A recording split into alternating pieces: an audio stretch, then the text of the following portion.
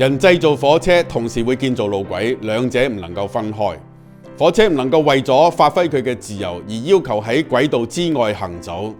否則佢唔單止冇自由，反而唔能夠行動。好明顯，火車真正嘅自由係必須要喺預設嘅軌道上邊先能夠發揮出嚟嘅。同樣，人係被造嘅，唯有做佢嘅神先知道佢生存嘅意義同埋目的。所以當人行喺神嘅旨意當中，就係佢最能夠活出佢生存意義嘅時刻。德國一位神學家曾經話，當人唔再接受神為佢嘅準則嘅時候，佢就係俾佢自己嘅本性所統管，而最終佢係喺自己嘅驕傲自大嘅行徑當中車毀人亡。然而神愛世人，佢為人類預備咗基督嘅救贖，使凡係信靠佢嘅人都能夠重拾生命嘅意義，並且揾返存在嘅價值同埋盼望。